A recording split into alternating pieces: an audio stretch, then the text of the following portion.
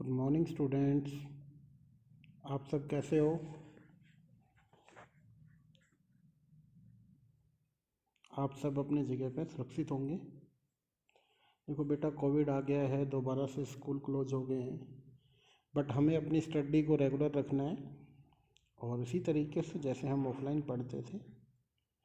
आपका कोई डाउट नहीं रहेगा, किसी तरीके से कोई आपको चिंता करने की ज़रूरत नहीं है। आप और हम मिलकर सिचुएशन को हैंडल करेंगे।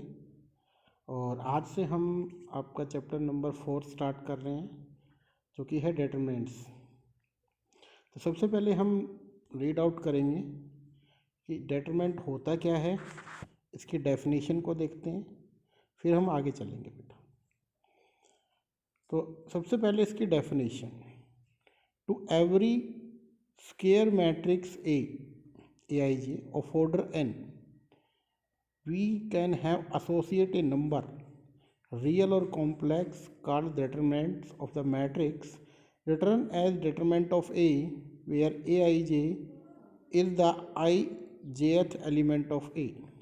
देखिए क्या बोल रखा है इन्होंने, कहते हैं हर एक स्क्वायर मैट्रिक्स ए के लिए n क्रॉस n, देखिए ऑर्डर बोला गया उन्होंने n, दैट मीन्स मैट्रिक्स क्या होगा, स्क्वायर होगा। हर एक स्क्वायर मैट्रिक्स के लिए एक नंबर मिलेगा और वो नंबर क्या होगा, may be it will be real और कॉम्प्लेक्स। उस नंबर को हम क्या बोलेंगे, डिटरमिनेंट्स। उसको डिनोट करने का तरीका इन्होंने बताया गया है कि आप कैसे लिख सकते हो। या तो आप इन्होंने लिख रखा है डिटरमिनेंट ऑफ ए इस तरीके से, ठीक है,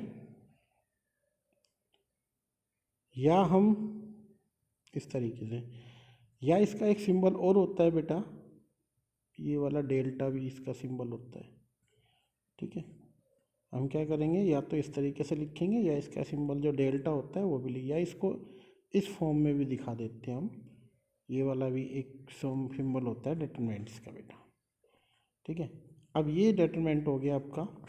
if A B C D, अगर ये मान लीजिए हमारे पास कोई मैट्रिक्स है, एक्चुअली क्या है, ये एक मैट्रिक्स है बेटा, ठीक है, ये एक मैट्रिक्स है। Then the determinant of A denoted by this, और determinant of A given by, इस तरीके से सिंबल है बेटा, ये इन्होंने लिखा। अब इनको रिजल्ट ये कैसे बना, ध्यान से सुनना।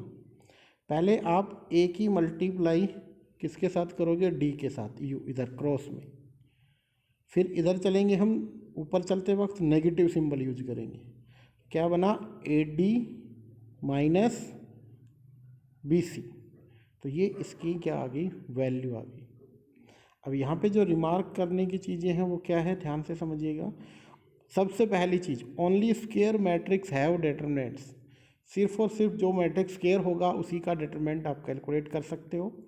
For matrix A, determinant A is read as the determinant of A and not as the modulus of A. बेटा इसको हम डिटरमिनेंट रीड आउट करेंगे, ना कि मॉडुलस ऑफ ए रीड करेंगे, ठीक है। Determinants of A matrix of order 1, देखिए सबसे पहले वो कहता है अगर आपके पास कोई मैट्रिक्स है जिसका ऑर्डर क्या आता है 1, जैसे हमने यहाँ पे एक मैट्रिक्स लिखा जिसमें एक ही एलिमेंट रखा हमने क्या 2, इसमें क्या हुआ 1 by 1 का, तो इसके डिटरमिनेंट की अगर हम वैल्यू निकालेंगे, डिटरमिनेंट ऑफ ए का डिटरमिनेंट, तो इसका आंसर क्या आएगा 2। तो यहाँ पे लिखा हुआ है लेट ए, क्या लिखा हुआ है, let A is the matrix of order 1, then the determinant of A is defined be equals to A. तो ये किसके इक्वल आया, एलिमेंट के इक्वल आ जाएगा बेटा। तो आपको क्या ध्यान रखना है कि अगर आपके पास सिंगल ऑर्डर का डिटरमिनेंट है 1 by 1, तो उसका जो एलिमेंट होता है वही उसका आंसर बन जाता है बेटा। सेकेंडली हमारे पास अब आने वाला है डिटरमिनेंट्स ऑफ ऑर्डर 2 by 2, या वो डिटरमिनेंट निकालेंगे उस मैट्रिक्स का जिसका ऑर्डर क्या होगा 2। जैसे यहाँ पे ए आई जे ए बी सी डी, ये वाला क्या था 2 by 2 का मैट्रिक्स है, इसकी डिटरमिनेंट की वैल्यू यहाँ पे भी निकाल रखी है। किस तरीके से आएगा, क्रॉस मल्टीप्लिकेशन में जाएंगे यू, ठीक है। जैसे मान लीजिए यहाँ पे लिखा हमने, ये लिखा ए, ये बी, ये वाला सी और ये डी। मल्टीप्लाई कैसे करनी है, ए की सी के साथ करनी है और बी की डी के साथ करनी है। ये जो वैल्यू आएगी ये डिटरमिनेंट को रिप्रेजेंट, डेल्टा भी लिख देते हैं इसको, इसका डिटरमिनेंट्स को रिप्रेजेंट करेगी बेटा ये वैल्यू। क्या आने वाली है, ए डी माइनस, ऊपर चलेंगे जब नेगेटिव सिंबल यूज करेंगे तो क्या बन जाएगा, B C. A D minus B C आपका आंसर बन जाएगा बेटा। फिर आपके पास आता है determinants of the matrix of order 3। The determinants of matrix of order 3 can be determined by expanding in terms of the second order of determinants, which is known as expansion of the determinants along the row or column. There are 6 ways for expanding the determinant of matrix of order 3. Corresponding order to each 3 rows R1, R2, R3 और column C1, C2, C3. In each way given the same value. देखिए ध्यान से, वो कहता है अगर हमारे पास matrix आता है 3/3 का, कोई मैट्रिक्स ले लेते हैं, जैसे यहाँ पे लिया 1, ये लिया 2, ये 3, ये 4, 5, 6, ठीक है, 7, 8 और ये 9, तो ये बन गया 3/3 का। तो अब वो कहता है कि हम किस तरीके से इसकी वैल्यू निकालेंगे। वो कहता है कि आप 3 रो के अकॉर्डिंग, 3 ये रो हो गई R1, R2, R3, इनकी हेल्प से हम निकाल सकते हैं, या आप कॉलम की हेल्प से भी निकाल सकते हैं। तो 6 तरीके से इसकी वैल्यू निकल के आ सकती है। और क्या कहा गया है कि कैलकुलेट करना कैसे, आप कोई भी एक मेथड एक बार में यूज कीजिएगा, वैल्यू आपके पास कैलकुलेट होके आ जाएगी। कैसे करना है वो चीज़ें हम आपको बताएंगे, ध्यान से सुनिएगा। जैसे ये था आपका, एक एग्जाम्पल लेके चल लेते हैं, ठीक है। तो ध्यान से देखिएगा बेटा इसको। देखो भाई ध्यान से, हमें कैसे करना है, जैसे ये यहाँ पे लिखा हुआ है consider the determinant of matrix A, 3/3 का है बेटा ये। इसको हमें कैसे सोल्व करना है, ध्यान से देखिएगा। यहाँ पे ए, डिटरमिनेंट ऑफ ए, ये सिंबल हो गया, A1, A2, A3 first row है, A2, A2, A21, A22, A23 second row है, और थर्ड रो कौन सी है बेटा, ये वाली रो, A31, A32, A33। सो यहाँ पे आपको ध्यान देना है कि आपके पास 6 मेथड ऐसे हैं जिनकी हेल्प से हम सोल्व कर सकते हैं। यहाँ पे कौन सा यूज कर रखा है, एक्सपेंडिंग अलॉन्ग C1, पहले कॉलम से इन्होंने एक्सपेंड किया हुआ है। एक्सपेंड करने का मतलब है कि सबसे पहले हम क्या लिखेंगे, ध्यान से देखिएगा, C1 के अलॉन्ग कर रहे हैं, तो C1 हमारे पास कहाँ पे है, ये वाला पहला कॉलम। इसमें क्या करना है, सबसे पहले हमें क्या करना है, इस एलिमेंट को लिखना है, पहले वाले को, A11 यहाँ पे लिखा। फिर -1 की पावर, जो इसका सुफिक्स है 1 और 1 है, तो 1 + 1 जो भी आएगा उनको ऐड करना है, -1 की पावर 1 + 1। और अभी क्या करना है, ये एलिमेंट कहाँ लाई कर रहा है, जिस रो और जिस कॉलम में है उसको छोड़ दीजिएगा। तो कहाँ लाई कर रहा है, फर्स्ट रो में और फर्स्ट कॉलम में, इनको रिमूव कर दो, बाकी जो बचता है उसका डिटरमिनेंट ले लो। बच क्या गया अब हमारे पास, ये वाले 4 बच गए, इन चारों का हमें डिटरमिनेंट निकालना है। तो देखो यहाँ पे निकाल रखा, और ये कैसे निकलेगा, 2/2 की हेल्प से, पहले इनकी मल्टीप्लिकेशन माइनस इधर, तो यहाँ पे क्या बना, देखो -1 की पावर 2 पॉजिटिव आएगा, तो ये सिंबल क्या रहेगा, पॉजिटिव, A11, इसकी वैल्यू हमारे पास आ गई है। फिर हमें फर्स्ट कॉलम में सेकंड एलिमेंट है 21, तो प्लस A21, बट -1 की पावर 2 + 1 3। अब की बार क्या करना है, सेकंड रो और फर्स्ट कॉलम, इसको हमें क्या करना है, एलिमिनेट करना है। First column but second row, तो क्या रहेगा, A12, A13, A32 और A33, ये हमारे पास आ गया। हमें क्या करना था, इसका डिटरमिनेंट लेना है। तो यहाँ -1 की पावर 3 नेगेटिव में आ गया, ये लिखा हमने, प्लस नेक्स्ट एलिमेंट A31। अब हमें क्या करना है, फर्स्ट कॉलम लास्ट रो, इनको एलिमिनेट कर दो, और जो बचता है उसका डिटरमिनेंट ले लो। हमने इनको सिंप्लीफाई किया तो आपके पास रिजल्ट आ गया ये। अब यहाँ पे एक रिमार्क दे रखा है, उन्होंने क्या लिख रखा है, इन journal if A = K × B, अगर एक मैट्रिक्स दूसरे का समथिंग मल्टीपल होता है, where A and B square matrix होंगे जिनका ऑर्डर सेम रहेगा, तो यहाँ पे अगर इनका ऑर्डर, देखो यहाँ पे लिख रखा है, अगर हम इसका डिटरमिनेंट ले A का, तो राइट में क्या होगा, K और B का, तो A का और यहाँ पे था KB। अगर हम इसका डिटरमिनेंट लेंगे तो हमें इसका लेना होगा, ठीक है।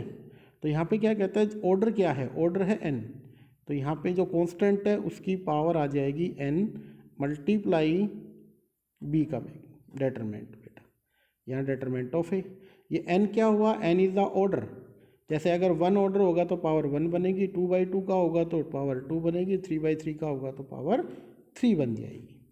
अब आती है बेटा यहाँ से कुछ प्रॉपर्टीज डिटरमिनेंट्स की, जिनको हमें सीखना है आगे आने वाले क्वेश्चनों में, जिनका यूज भी हमें करना है। जैसे पहली प्रॉपर्टी आती है, for any square matrix A determinant A satisfy the following condition. First one, transpose of matrix is equals to, transpose का डिटरमिनेंट और डिटरमिनेंट मैट्रिक्स का दोनों इक्वल आते हैं। क्या कह रखा है, अगर मान लेते हैं हमारे पास एक मैट्रिक्स है ए, हमने लिया 1 1 2 3, तो इसका अगर हम डिटरमिनेंट लें तो क्या वैल्यू आएगी डिटरमिनेंट की, आप कैलकुलेट कीजिए। 3 × 1 - 2, 3 - 2, आपका आंसर आएगा 1।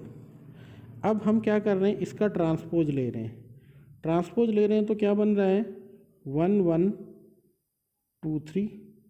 अब इसका अगर हम लें ए ट्रांसपोज का डिटरमिनेंट, तो यहाँ से भी आंसर क्या आएगा 3 - 2, आपका आंसर यहाँ से भी 1 ही आने वाला है बेटा। तो फर्स्ट प्रॉपर्टी क्या कहती है, अगर किसी मैट्रिक्स का हम डिटरमिनेंट लें या उसका पहले ट्रांसपोज करें फिर डिटरमिनेंट लें, तो वैल्यू क्या बनती है, दोनों की इक्वल आती है, सेम आती है बेटा। सेकंड क्या लिख रखा है, if you interchange any 2 row और column then sign of determinant will be change. Second property में क्या लिख रखा है, मान लेते हैं अगेन मैट्रिक्स ए है हमारे पास, 1 2 3 और यहाँ पे आपने रख दिया 7। अब हमारे पास ये है भाई, ठीक है, 7 को अगेन लिख लेते हैं हमने यहाँ पे ये 2 ये 3 ये 7। अब क्या करेंगे, अगर हम इंटरचेंज कर दें इनको आपस में, सबसे पहले इसकी वैल्यू निकालिए। वैल्यू क्या आएगी 1 2 3 और 7, इनको लिख लेना है। तो यहाँ से 7 - 6 आंसर आएगा 1। बट अगर हमने क्या किया है, इसको हम इंटरचेंज कर देते हैं। पहली रो को जैसे 3 7 पहली रो बना लें और 1 2 सेकेंड रो बना लें। अब इसका अगर हम डिटरमिनेंट यूज करेंगे तो 3 2 6 - 1 7, तो -1 आएगा। तो आंसर में क्या हुआ, एक में 1 आ रहा है और दूसरे में क्या आ रहा है -1। तो इसका आपको ध्यान रखना है, जब भी आप किन्हीं 2 रो या 2 कॉलम को इंटरचेंज करोगे तो साइन नेगेटिव हो जाता है। नेगेटिव आएगा तो पॉजिटिव बनेगा, पॉजिटिव वाले का नेगेटिव हो जाएगा।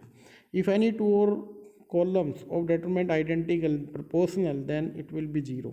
वो कहता है यहाँ पे मैट्रिक्स है हमारे पास ए, हमने यहाँ पे लिख दिया 1 1 1 2 2 2 और यहाँ पे मान लीजिए आपने लिख दिया 1 3 और भैया यहाँ पे 2।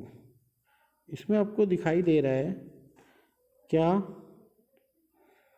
कि यहाँ पे पहली जो रो है वो आ रही है 1 3 और 2 या -2 ले लो, ठीक है, 1 3 -2। तो सेकंड और थर्ड रो दोनों में क्या आ रहा है, मल्टीपल आ रहा है। जैसे 2 का मल्टीपल 1 × 2 लिख सकते हैं, 2 को क्या लिख सकते हो आप 1 × 2। तो या तो वो सेम हो या प्रोपोर्शनल में आए, तो निकाल दोनों का सेम आएगा। तो इसकी वैल्यू इसके अगर डिटरमिनेंट निकाले ए का डिटरमिनेंट, तो आपका आंसर क्या आने वाला है 0। ध्यान रखना इस चीज़ को। अगर कोई 2 रो सेम आ जाती है या 2 कॉलम सेम आते हैं तो उसका आंसर क्या रहेगा 0। Multiply of A determinant by के, क्या लिख रखा है, मल्टीप्लाई ऑफ डिटरमिनेंट बाई के means multiplying each element of 1 रो और कॉलम बाई के। वो कहता है हमारे पास अगर मैट्रिक्स ए है, सपोज करो, या हम बात करें डिटरमिनेंट की ही बात कर लेते हैं, चलो हमारे पास डिटरमिनेंट लिखा हुआ है 1 2 3 और 4, ठीक है, ये कोई भी डिटरमिनेंट ले लिया हमने। अब वो ये कह रहा है कि अगर हम किसी पर्टिकुलर रो को मल्टीप्लाई करना चाह रहे हैं के से, मान लीजिए मैं फर्स्ट को मल्टीप्लाई करना चाह रहा हूँ के से, तो मैं फर्स्ट से करना चाहूँगा तो डिटरमिनेंट को भी मेरे को क्या करना है, के से मल्टीप्लाई करना है। यहाँ के बनेगा, यहाँ 2k आएगा, यहाँ पे 3 और 4। वो कह रहा है कि आप उस केस में क्या करोगे, वो 2k बनेगा, सॉरी ये यहाँ से ना, ठीक है भाई, ये आपका क्या बना 1 के और यहाँ से 2 के और बेटा यहाँ से 4, ये इसकी वैल्यू बन जाएगी। तो क्या हुआ, डिटरमिनेंट को के से मल्टीप्लाई कर दीजिए आप लोग, तो अगर किसी रो से पर्टिकुलर मल्टीप्लाई करना चाह रहे हो। Next one, if we multiply each row column by determinant by constant then the value of determinant multiply by K, जैसे यहाँ पे अब लिखा हुआ सेम चीज़ है बेटा ये, ठीक है। तो अभी हमें क्या करना है, नेक्स्ट प्रॉपर्टी को पढ़ना है। क्या है next property, if element of a row or column of a determinant can be expressed as the sum of two or more, then a determinant we express the sum of two determinants। देखिए ध्यान से, मान लेते हैं हमारे पास कोई matrix है, यहाँ पे हम जैसे माना हमने, जैसे यहाँ पे हमने लिया A B C plus D E F G plus H I J K plus L। तो उन्होंने ये कहा कि इसको आप दो मैट्रिक्स की सम की फॉर्म में लिख लो। किस तरीके से लिखोगे, A B C, यहाँ पे आएगा E F और ये G, ये बनेगा I J और K। राइट, नेक्स्ट में आएगा A B और ये वाला D हो जाएगा, यहाँ पे बनेगा E F और ये वाला H, ये वाला बनेगा आपका I J और ये वाला L। तो ये कहता है कि अगर मान लीजिए आपके पास मैट्रिक्स में कुछ इस तरीके से आए, जैसे ये वाला कॉलम दो के सम की फॉर्म में आ रहा है, तो इसको हम दो मैट्रिक्स की सम की डिटरमिनेंट की फॉर्म सम की फॉर्म में लिखेंगे। अब ये ब्रेक हो जाएगा टू डिटरमिनेंट्स के अंदर, बेटा याद रखना इस प्रॉपर्टी। अब हमारे पास आते हैं कुछ notes. If all the elements of row और column are zero then the value of determinants will be zero. अगर कोई पर्टिकुलर रो या कॉलम जीरो बन जाता है किसी डिटरमिनेंट्स का या मैट्रिक्स का, तो उसकी क्या बन जाएगा, वैल्यू डिटरमिनेंट की जीरो आएगी।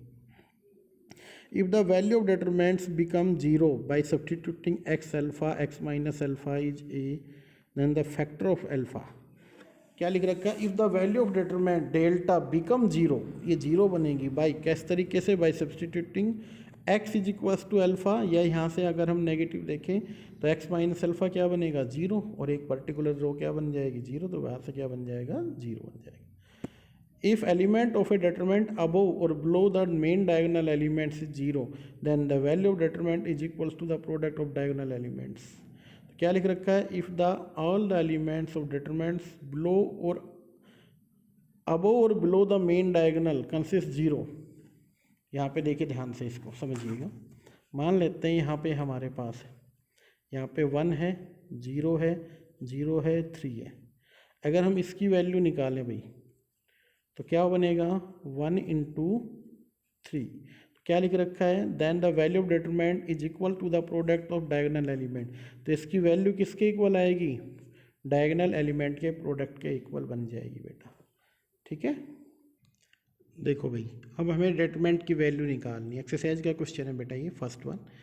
तो यहाँ 2/2 का है, तो सबसे पहले मल्टीप्लाई होगी 2 इंटू 1, तो आंसर क्या आया 2। फिर इधर चलेंगे हम, फिर मल्टीप्लाई करेंगे, नेगेटिव लगाएंगे, और 5 इंटू 4 ये बनेगा माइनस का 20, क्योंकि बाहर नेगेटिव है तो 20 प्लस का हो जाएगा और 2, तो कितना आंसर आएगा 22। सेम इसी तरीके से इसकी वैल्यू निकालो। सबसे पहले इन दोनों की, cos into cos, cos square theta, फिर हमें नेगेटिव लगाना है, इन दोनों की मल्टीप्लाई साइन इंटू साइन, तो ये बनेगा माइनस ऑलरेडी है तो नेगेटिव यहाँ पे, और इसकी वैल्यू साइन स्क्वायर थीटा। अब ध्यान से देखें तो यहाँ से बना कोस square theta plus sine square theta, आपका आंसर क्या आएगा 1। तो ये आ गया आपका 2/2 के डिटरमिनेंट की वैल्यू को कैलकुलेट। देखो बेटा ये दे रखा है इन्होंने, if A is equals to 1 to 4 2 show that 2 times of A is equals to 4 times determinant of A. कैसे करेंगे, सबसे पहले हमें बनाना है 2a, तो इसको आप 2 से मल्टीप्लाई कर दो। 2 से करोगे तो 2 को 2 से 4, यहाँ से 4 को 2 से 8, और 2 को 2 से 4, बन गया 2a। अब हमें क्या करना है, 2a का डिटरमिनेंट लेना है, तो इसका डिटरमिनेंट हमें निकालना है। क्या बन गया, 2 4 8 और 4। तो यहाँ से सबसे पहले इन दोनों की मल्टीप्लाई, 4 इंटू 2 क्या आने वाला है 8, इधर चलेंगे तो क्या होगा बेटा -32, 8 4 जो, तो क्या आंसर बन गया यहाँ से, आप 8 कम कर दीजिए यहाँ से, ठीक है। तो नेगेटिव का कितना बना 26, सॉरी कितना बनने वाला है भाई, ये बन गया आपका -24, ठीक है। अब हम सेकंड पार्ट को करते हैं। 4 टाइम्स डिटरमिनेंट ऑफ ए क्या था 1 2 4 2, तो वैल्यू निकालिए 4 इंटू इनकी वैल्यू क्या आएगी 2 - 8, तो ये बन गया 4 इंटू -6, यहाँ से भी आपका आंसर क्या बना -24। सो अगर हम देखें दो साइड से, दोनों से आपका क्या आ रहा है, रिजल्ट सेम आ रहा है। इसमें एक हमने रिजल्ट भी पढ़ा था, और वो रिजल्ट क्या था बेटा, ध्यान से सुनिएगा, अब कुछ देर पहले ही पढ़ा था हमने। वो ये था कि अगर कोई कांस्टेंट मल्टीप्लाई है मैट्रिक्स और उसका डिटरमिनेंट लिया, तो वो बना था k⁴n इंटू डिटरमिनेंट ऑफ ए, और n क्या था, n आपके पास उस मैट्रिक्स का ऑर्डर था n क्रॉस n का, इस n क्रॉस n का ये ऑर्डर था, यहाँ k⁴n है। तो हमें ध्यान रखना है कि ये जो k की पावर होती है वो ऑर्डर के जितना ऑर्डर होता है, 2/2 का तो 2 बना, 3/3 का तो 3 बना, या 2/2 का था तो आप ऑटोमेटिकली 2 4 बनाए, इससे हम इसको सोल्व कर लेंगे। देखो बेटा, इसकी वैल्यू हमें कैसे कैलकुलेट करनी है, सबसे पहले हमें ये ध्यान देना है कि किस रो से करें, किस कॉलम से करें। जैसे मान लीजिए फर्स्ट रो से इसको एक्सपेंड करना चाह रहे हैं, 3/3 का है, तो क्या बताया, या तो आप 3 रो से कर सकते हो या 3 कॉलम से, चॉइस आपकी रहेगी। हम कर रहे हैं ओनली फर्स्ट रो से, आंसर सबसे सेम आएगा। पहली रो से कर रहा हूँ तो क्या करना है मेरे को, सबसे फर्स्ट एलिमेंट जो 3 दिखाई दे रहा है, ये इस एलिमेंट को लिख लेना है, ठीक है। अब ये एलिमेंट कहाँ लाई कर रहा है, पहली रो पहला कॉलम, आप कहाँ लाई कर रहे हैं, फर्स्ट रो में ये, और पहला कॉलम ये है, इसमें लाई कर रहा है। तो आपको क्या करना है, फर्स्ट रो और फर्स्ट कॉलम को रिमूव करना है, बाकी जो बचता है उसका डिटरमिनेंट लेना है। क्या बचा 0 -1 -5 और 0, इसका हमें डिटरमिनेंट लेना है। फिर हमारे पास है 3 हो गया। सेकंड पोजीशन आपको ध्यान रखना है, ये था A11 इसलिए पॉजिटिव लिखा, सेकंड हम लिखेंगे नेगेटिव, फिर हम इस एलिमेंट को लिखेंगे जो भी एलिमेंट है, जैसे -1।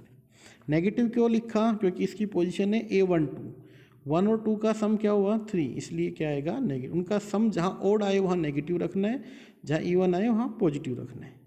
अब हमें क्या देखना है कि ये कहाँ लाई कर रहा है, फर्स्ट रो और सेकंड कॉलम में। तो क्या करना है, फर्स्ट रो को रिमूव करना है, सेकंड कॉलम को, और जो बचता है उसका डिटरमिनेंट लेना है। तो हमारे पास क्या रहा, फर्स्ट रो सेकंड को 0, इधर रहा 3, इधर रहा -1, इधर रहा 0, फिर लास्ट वन। आपको क्या करना है, लास्ट जो आपका है उस पर काम करना है, ये वाला। तो 3 पे हो गया -1, अब ये -2 है, तो आपको लिखना क्या होगा, अभी नेक्स्ट में प्लस लगाओ, जो भी एलिमेंट है उसको लिखो, और फिर हमें डिटरमिनेंट की वैल्यू लिखनी। वो कहाँ से आएगी, वो आपके पास एलिमेंट पे आ जाओ, जैसे ये -2 है, तो फर्स्ट रो और जिस कॉलम में वो लाई करता है, तो फर्स्ट रो में कर रहा है और लास्ट कॉलम में कर रहा है, इनको रिमूव कर दो।